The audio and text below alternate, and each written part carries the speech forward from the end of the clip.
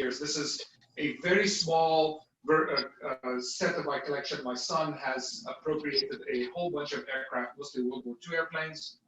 That, of course, gives me an excuse to build bigger and more. So all this nice big space is there. I just want to draw your attention to the Eagle transporter that's sitting in the middle on the top shelf. That's the white Starship. That's a kit from a 1970s and 80s TV show. I've been 3D printing a new version of the same kit in the same scale, and the level of detail is just insane. So let's take a look at, let me take a look again at why did this thing switch. Just switch back to the phone. Here we go. Okay, so Hannah, go ahead and turn to your left. And you can see the things like dioramas. I'm a big fan of those. I'm mostly into World War II armor. And then, of course, I've started to 3D print more and more so that I don't spend money on kits, but only on resin or filament. Keep going to the left, honey. And then you can see here it's starting to become, my son is starting to do the same thing. At the very top is a school project. We end up 3D printing his Pluto base and turning that into a diorama. He's got the above ground and below ground. And then if you look further down, you'll see all the starships, and those are all lit up with the exception of the little one. We are going to have a class in a couple of weeks, 2-3 weeks, where we are going to take one of the little starships and light it up with LEDs. So you turn off the lights, turn on the LEDs, and you've got yourself a starship straight out of the movies. Keep going to the left, Hannah. And you know, for those of you who are also interested in this, I'm a big rocketry fan.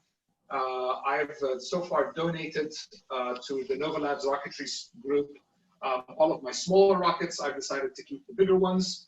I have a bunch of much bigger ones downstairs, but the monster is actually up here, and I will show you that next. So Hannah, if you just step to the right and look in the corner over there, you should see, turn to your left, you should see the 9-foot rocket. So that's all the way up to the top. I'm totally afraid of launching that. I don't know what will happen. I'm sure I'll get into trouble. This thing is a beast. I don't know if we'll ever see it come back, but it's extremely light and it's extremely large. And I've had these things crater and leave 6 to 1 foot wide craters in the ground when the parachute didn't deploy right. Okay, so turning left now, we'll go to the workbench. And this is the workbench when it's clean. Let's turn off TV. We don't need that.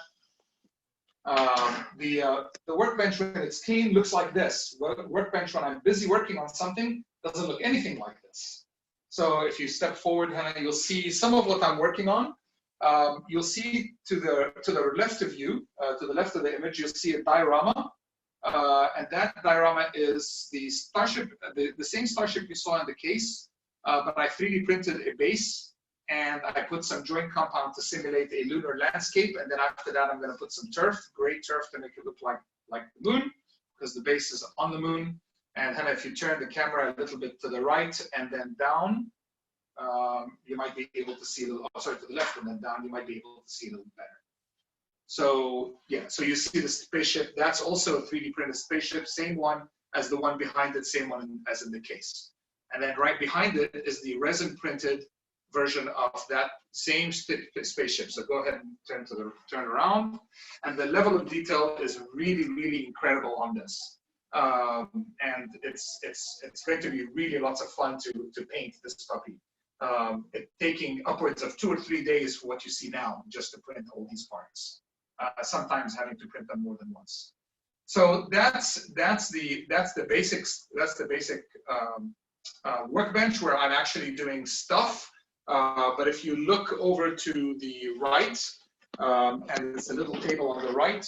Today I finished the Philistrutor, and this is because, let me just turn it on. Oh, it's unplugged. Woohoo! Gotta do that. This is because in all the 3D printing I've been doing, all the raft material is going to go into a paper shredder, and then the shredded stuff is going to go into this, so I can recover and recycle the filament. This way, there's as little waste as possible. So still haven't figured out what's wrong with it. It actually heats up and does everything fine, but I think I have a voltage problem. But you know, that it wouldn't be making if I had something work right off the bat. Okay, I'll pause here and ask if there are any questions, thoughts, comments, or something you want to know. No? Okay. Hey, Samir, I got a question. This is Tanya. What kind of resin printers do you have? So I have an Anycubic Photon right now. Okay. And we'll see that in the garage. The Anycubic Photon, I'm very particular about the resin I've been using. The resin I've been using has been the water washable resin from Elegoo. The reason why I like this resin is, first, I don't think that I'm going to pass out dead from the smell, or that it's going to, or the solvent I have to use is going to kill me. Because the regular Anycubic resin and any other resin actually, you have to use either isopropyl alcohol or Mr. Clean or Simple Green or any of that stuff, which just is absolutely nasty. But this one, and all the gray ship that you saw earlier, that thing is using water washable resin. What I like about it is when it comes out of the printer, it's still a little bit flexible, so that you can remove the supports without snapping parts off, which so it's a little less brittle. Came in very, very handy and is exceptionally useful. I've consumed maybe a liter of that stuff already, just in the past 3 weeks, making bits and pieces. Actually, if you go back to the bench, there's a set of tank tracks. You can see those. This is a project where I print something using 3 different techniques. One of them, the black part, go ahead and pick it up.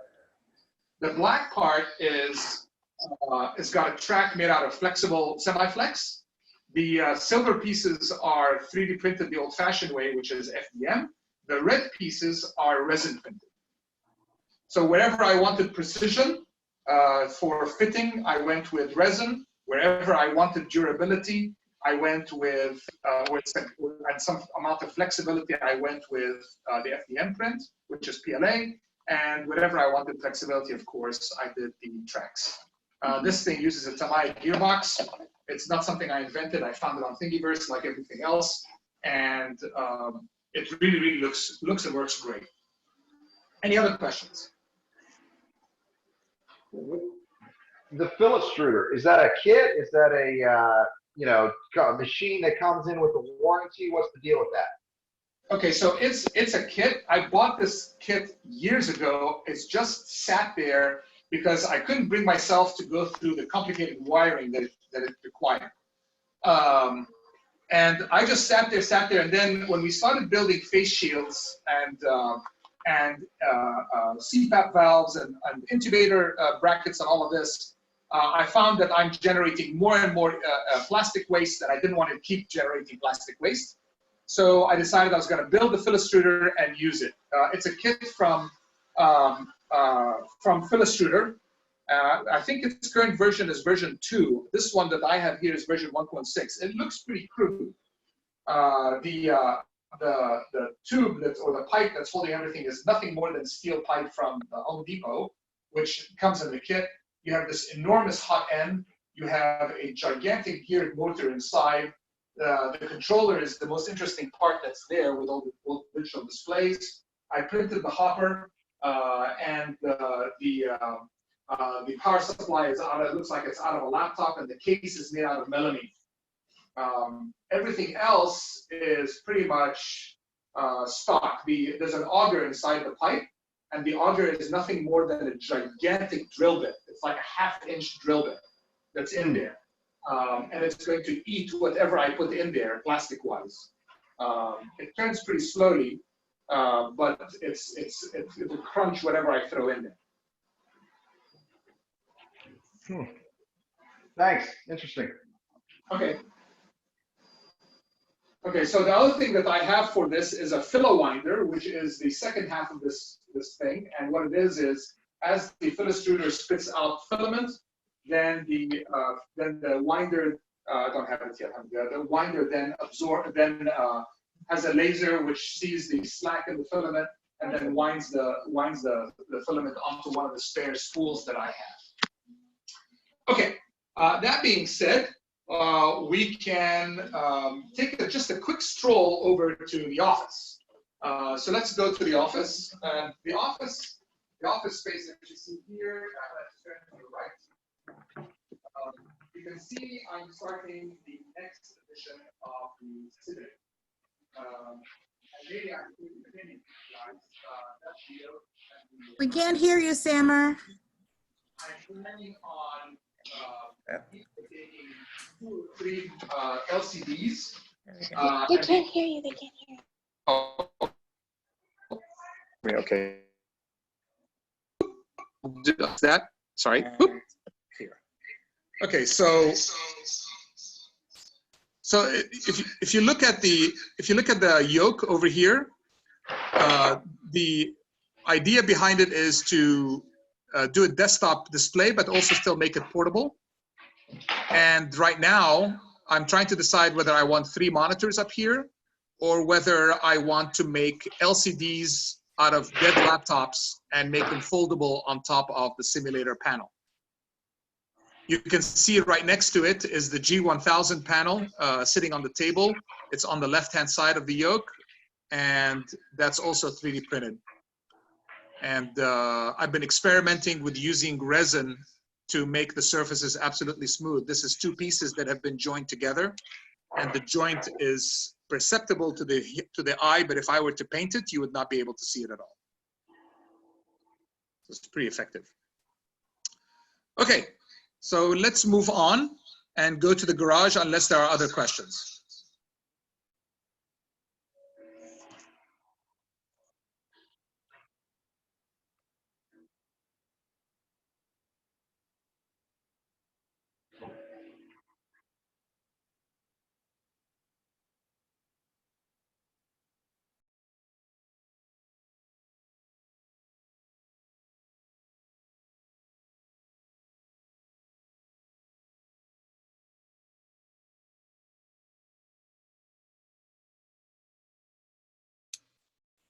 This is starting to look like some scary movie. What's gonna happen? He's got a big house. No, it's just really windy to the garage. We actually took a field trip over to his house. It's really fascinating from an electronics and virtualization perspective. This an interesting, he's into a lot of different things. So it was really good for Bryce to go over. Okay, can you hear me, guys? Can you hear me okay? So here's what we have today. Let's start with, to the right of me, you'll see printer number 1. This is the Formax Pro. I got this from Anycubic as part of, and I've also got the Photon to review. I found the Anycubic Formax Pro to be an awful printer, even though I hear a lot about how great it is, but I can't get this one to work right. But it's still here. I'm trying to decide whether I'm going to keep it. To the right of it is a Delta with the blue stuff. All the blue stuff is a redesign of the Delta. Apparently, the vendor who sold me the kit sent me a kit with all the acrylic pieces broken. I was so upset. I couldn't get a refund, but I didn't want to throw it away. So what I did is I just went and 3D printed replacement parts and redesigned the entire thing. And I'm just in the process of adding a auto level on there. To the right of that is an FL Sun Cube. And the difference between the original FL Sun Cube and this one is I raised it up a little bit and I built a computer. The entire computer is inside there. Motherboard, hard drive, power supply, everything else is in there. And I have a dead tablet's LCD as the monitor. And this way I can run the whole thing as a standalone unit, remote control it. Who the heck needs Octoprint? It's completely self-contained. Okay, if Hannah will turn to the right and look down, and you'll see the airplane's engine. This is a Type 1 VW engine that's been converted for aircraft use. And you can see the propeller hub has been installed. And I've already installed the head and the gaskets and the valve cover. The engine is actually going to have to be torn down and redone, mostly because I haven't built the aircraft fast enough, and I need to go ahead and overhaul the engine. Now, if Hannah will turn to the right and look up, more up, and then turn right again. I built a lift, and I put the airplane up there. You'll see the jig for the airplane, and inside the jig, you can just about make out the elevator for the tail section. You can see the foam parts for the wings. And if you look just to the right of the jig, there's some green stuff. It looks like green stuff. That's the spar for the wings. If Hannah, you look down a little bit, and you turn a little bit to the right, just towards the right bottom corner of the picture, you'll see the spar sticking out from behind the body panels. That's part of the wing spar. It's a 17-foot wide wing section for both sides, and that's just the aircraft under construction. But I wanted to lift it out of the floor, off the floor, and park it up there. Okay, so Hannah, go ahead and turn a little bit this way towards me. And more. And you'll see here where I'm pointing right here, this is a rocket, 3D printed rocket. It's a copy of Vern Estie's Mars lander. It's on Thingiverse. It's fantastic because the landing gear is articulated. When it hits the ground, the landing gear absorbs the shock. It's got rubber bands inside. Just as you might imagine, I'll just move my laptop out of the way. I have one laptop to control printers, and I have a second laptop to control the laser cutter and the scanner. Looking up a little bit and to the left, you'll see an orange monitor. This is just an external screen. This is also a reclaimed LCD from a dead laptop. And this is just an external monitor, much as you saw the external monitor to its right.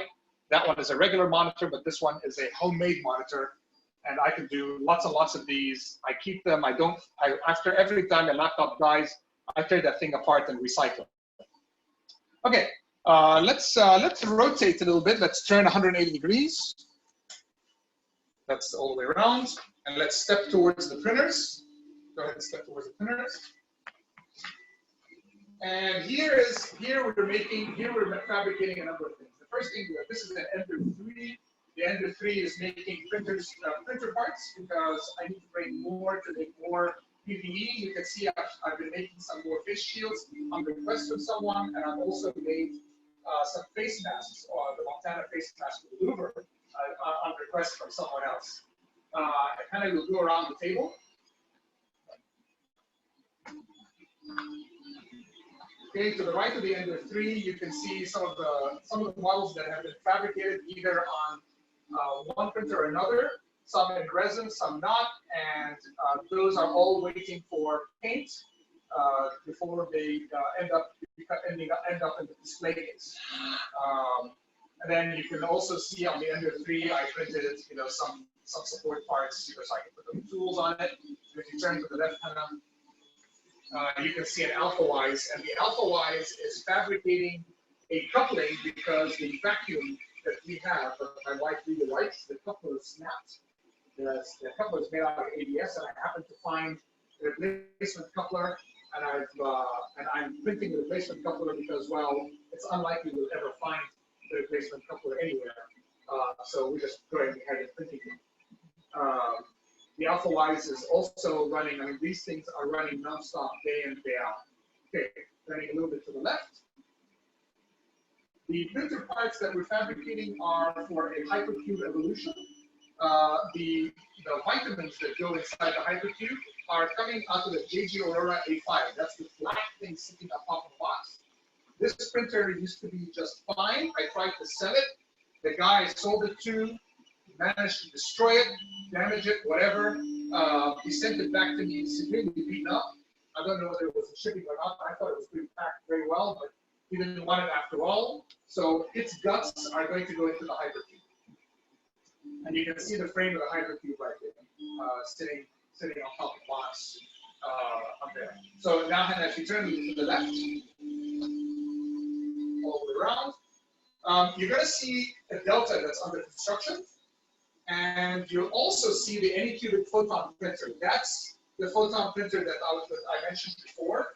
And why do you think, do I have it covered up like that? Well, it's because at certain times of day, the sun hits here and actually shines through the windows of the garage door, and it doesn't take much sunlight. To harden the resin, even though there's a polycarbonate window in there. So my solution to get around that is just cover the darn thing up. So I have it covered up. When it's nice and no longer sunny, I can lift this, take it off and see what's going on. But that's the issue with photon printing parts for the eco transport upstairs. Right to the left of that is again the wing spar and the aircraft panels. And further to the left of that, if I walk and look up, you see the laser cutter, and then another printer of sorts. We're trying to decide whether we want to build it or not. That's also it's a smart wrap. It's like a Core XY. It's got a metal body. I'm not sure what I'm going to do with that, but that's sitting over there. And then over here, I have a Prusa i3 that has beautiful rails and things like this, but the motherboard died, and I'm in the process of trying to decide whether I want to tear it apart or put new electronics in it to continue to use it. Over to the right a little bit and up, you can see a CNC machine. A little bit more to the right. No. You can see a CNC machine right behind it. You probably can't make it out too well. It's a shape of so two CNC machines are sitting over there. Behind everything else, sitting in the box is an ox. I just don't have space for it, so I haven't built it. Okay. Looking to the left, a little bit more to your left, Hannah, and step forward a little Sammer, bit. so, Yeah. hey, Sammer, all those CNC machines are working? And the Yeah, the CNC machines are functioning, but they're small. They have a small table. Okay. Okay. Yeah. So, but the Shape Oko has a 1 foot by 1 foot by 1 foot. The Ox is a 2 foot by 2 foot. If I need to use it for something, I'll go ahead and build it. I just haven't had the reason to make it yet. So I have a how about 10-watt the, laser I plan to put on it, and the 10-watt laser would be great, so I can, burn holes in tires or actually cut things. I got a question for about that Shipoko. I'm sorry? How did the Shipoko up there, the CNC, how powerful is that little, what's the spindle on that thing? The spindle on it is I think it's I'm trying to remember which one it is, but it's a dedicated spindle for the job. It's I bought a spindle from a vendor. I have to bring it down and take a look, but it's a really large beast. It's a monster. Okay. That thing is it's about, I'm gonna look at it. It looks like it's about 1.5 inches across and about 4 or 5 inches long. All right. So good size little router there. Yeah. Do you use it? Does it cut wood and that type of thing really well? I mean, is there something it's good at, something it's bad at, anything like that? I've been able to machine soft metals, aluminum with it. I haven't tried it with things like steel or anything like that. Okay. But it'll eat through wood like no tomorrow. It'll eat through plastic. It'll eat through foam. Originally, what I wanted it for, and the reason why I got into all of this was I wanted to make wing grips for my airplane, and I needed 52 of them, and I didn't want to do them manually. I made like 5 or 6 and got tired. So I built a CNC machine to fabricate them. Okay. Yeah. Okay, so let me pan to the right, and you'll see a rocket. This monster, you get a little closer to it, Hannah. This monster, the electronics you see on top of it is an inertial guidance system. The inertial guidance system is not mine, it's not my invention. The guy who came up with it is a guy from JPL. He successfully flew it, and then he decided he wanted to hand it off because he wanted to build another one. So I read an article about it that he wrote, and we got to talking, and next thing I know, it's in the mail. So what this is an inertial guidance system, but it controls the fins in the front of the rocket, not in the back. So you can imagine that small movements of the fins would create huge amount of movement in the rocket because the center of gravity of a rocket is really far down by the fins, along with the center of pressure. So By doing that, then he can have some very fine controls, but the intent of the inertial flying system is to keep the rocket flying straight no matter what the wind conditions are. This way I can get my rocket back whenever something happens. And then now the other thing is, I'm going to show you what I did to my wife's bike. And I'm just going to move it so you can see it.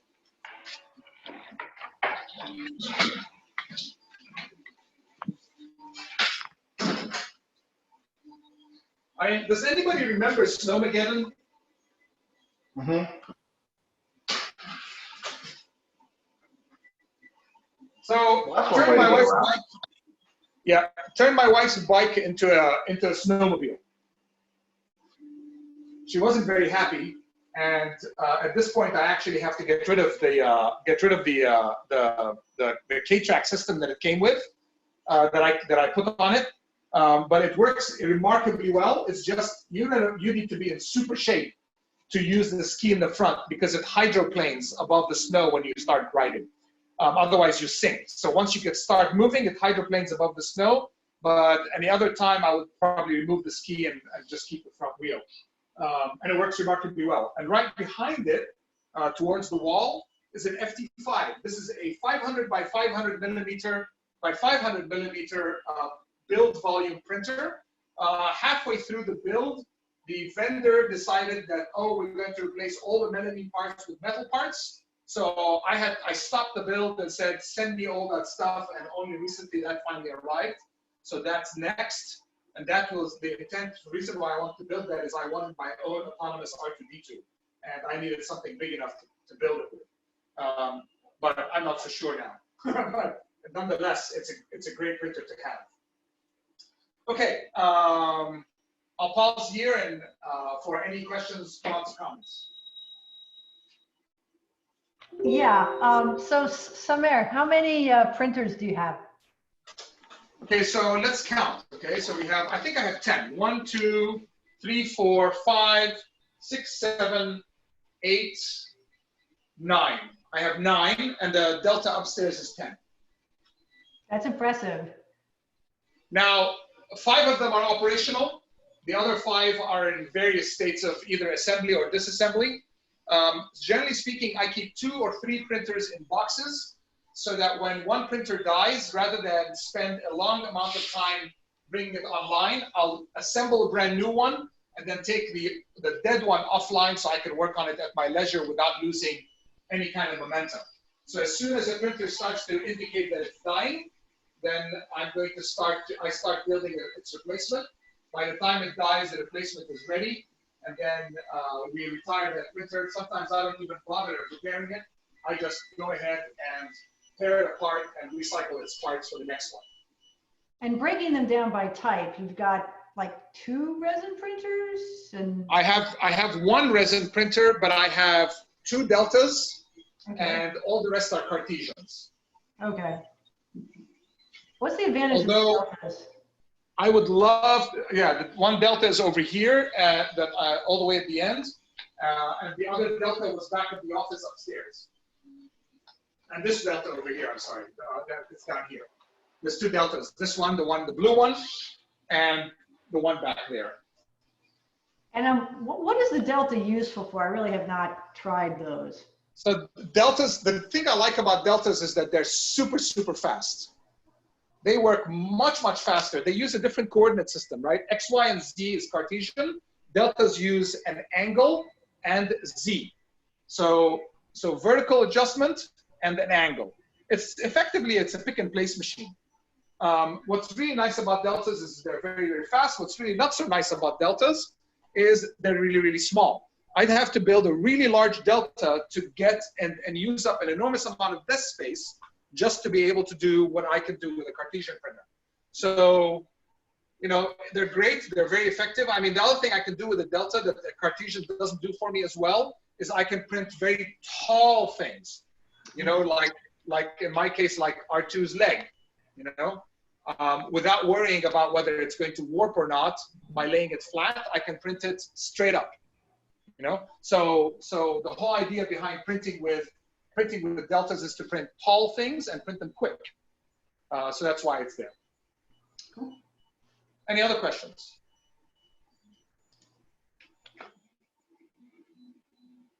No? Okay. That's the, well, I'll just step away so you can see the rest of the workshop. And just go slowly through it. This is just nothing more than stuff I found at Home Depot or Amazon. All that stuff you see over here is just drawers and drawers and drawers of goodies. And it's tools, tools, tools, tools. There, you can never have enough tools. You can also never have enough Home Depot pails, by the way. Those things are terrific. I keep them. I do things like I was rinsing the resin stuff in simple green inside those pails, and so far the simple green hasn't eaten those pails yet. I'm expecting it someday to consume it, but otherwise it worked great. What else? I don't know. Yeah, just closet space, man. There's no shortage of needing that. If you look, actually, maybe you can show them the top of the lift. They can see the rest of the aircraft pieces that are up there. So you can see the wing parts of the wing spar. So you can what was against the wall was the center spar. These are the actual outline spars. You can see the foam for the wings on the right. And if you actually had a step to the back, you can show them the propeller for the airplane.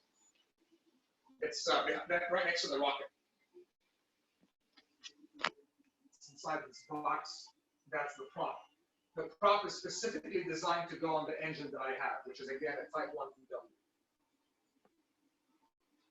Bored out to 92 millimeters, which gives it an 80-some horsepower air-cooled 4-cylinder direct drive at 2,500 RPM.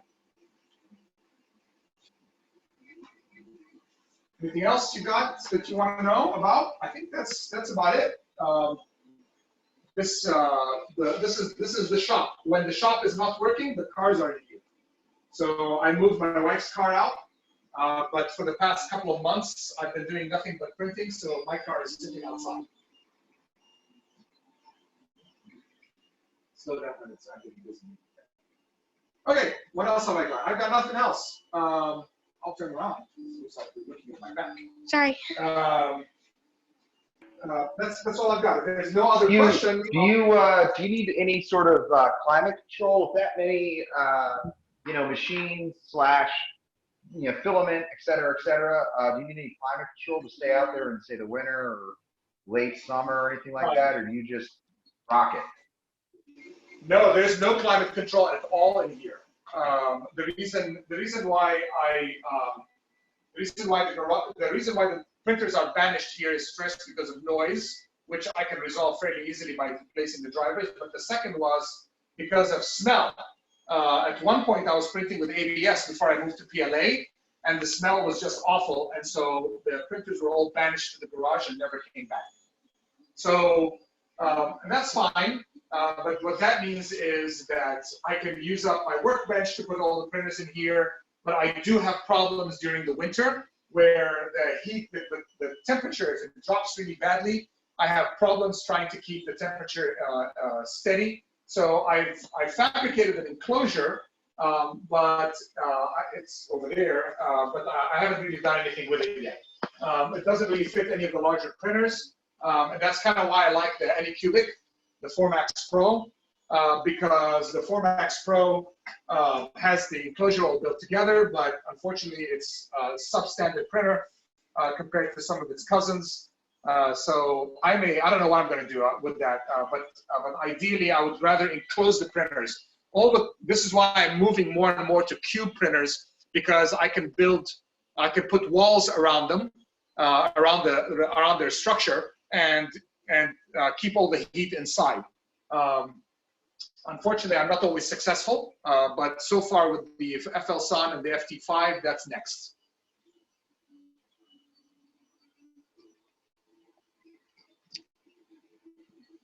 What else can I tell you? Oh, I do have something to show you. Hold on a second. I'm going to go get it. What do I do? You stay right here. I'll be right back.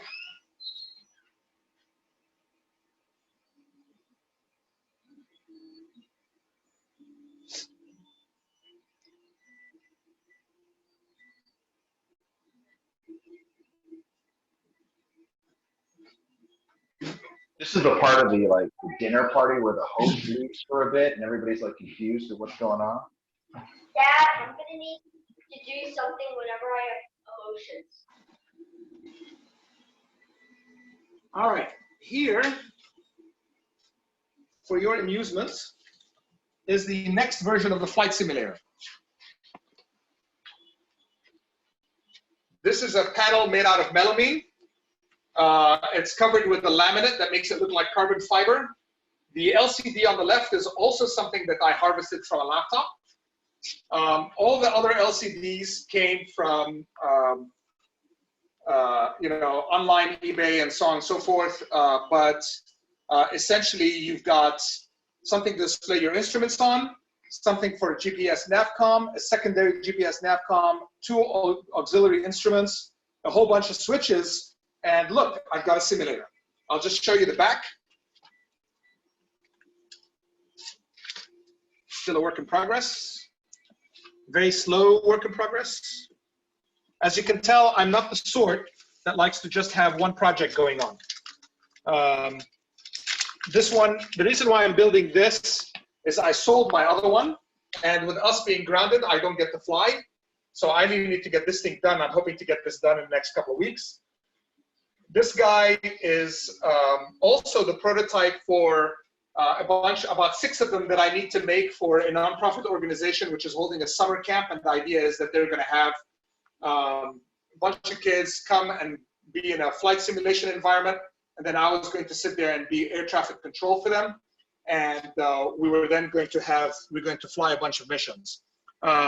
So you can see right here that these switches are all controlled with Arduinos. These are switch banks. This one here is also Arduino based, but this one is nothing more than just a screen. With a touch screen built into it. These are Cytec controls. They come directly from a Cytec. I don't have to do anything other than mount them. And you can see the old LCD with its driver board sitting there ready to go. Rather than use extrusions, I have plenty of extrusions, but I'd rather make printers with extrusions. I'm actually 3D printing the extrusions so that I can make a frame and a whole box around this, stick a motherboard and a hard drive and a power supply, and then I have a fully portable flight simulator console that I can pick up and take anywhere I want. Okay. Will it be lighter than using the extrusions this time? Yes, it'll be a whole lot lighter, but it won't be. The extrusions are much more rigid, right? And I can only print 400 millimeter extrusions at a time. But on the other hand, plastic is a whole lot cheaper and easier to come by. And if I run out of something or make a mistake, I can just print another one, as opposed to, oh darn, I gotta call up Amazon or get on Amazon and order something and wait a week for it. I'm in the impatient sort as well. So I need 26 pieces of 400 millimeter extrusions. I'm about halfway through. So once I print all of them, then I will be able to build an entire frame around this, or as part of this, mount this to the frame, stick the motherboard inside. The motherboard is made out of, used to be in one of my servers that were decommissioned, along with a 1 terabyte SSD, the power supply, all the RAM is on board. There's a video card to support multiple LCDs on board, and there we go, we're done. The 15-inch LCDs would go around the top. Over here, point at that. They go around the top of the simulator, and they would fold down. So they would fold down into the box.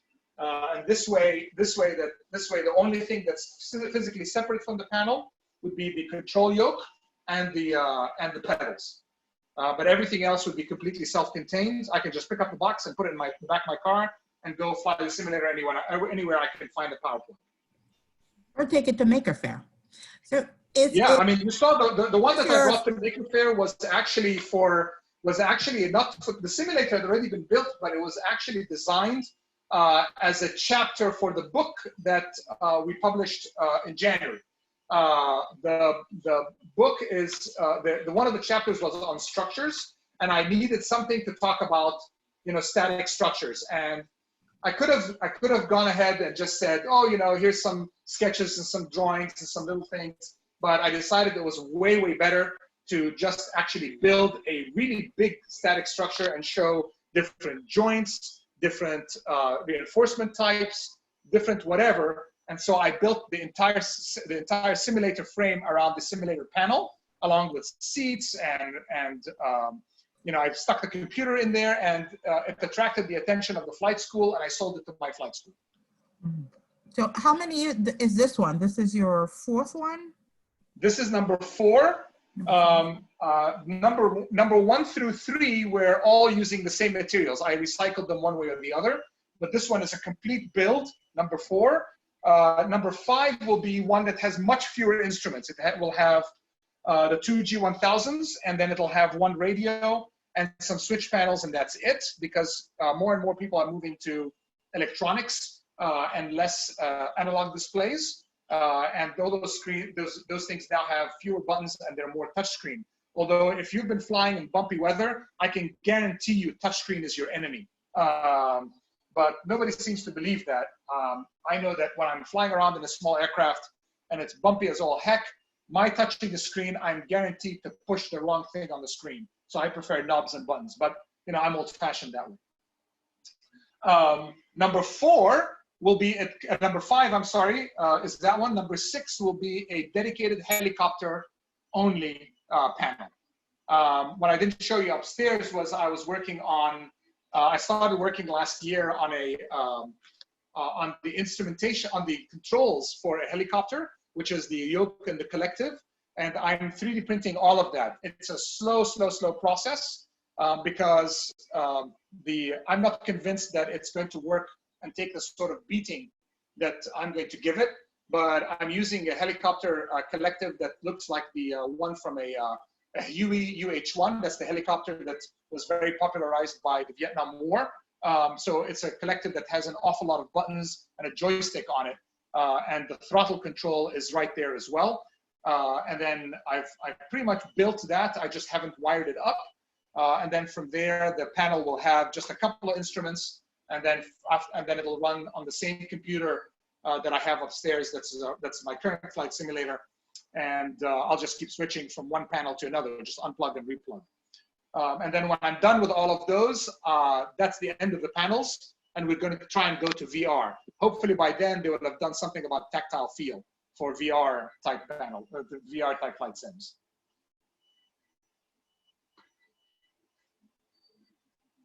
Any more questions?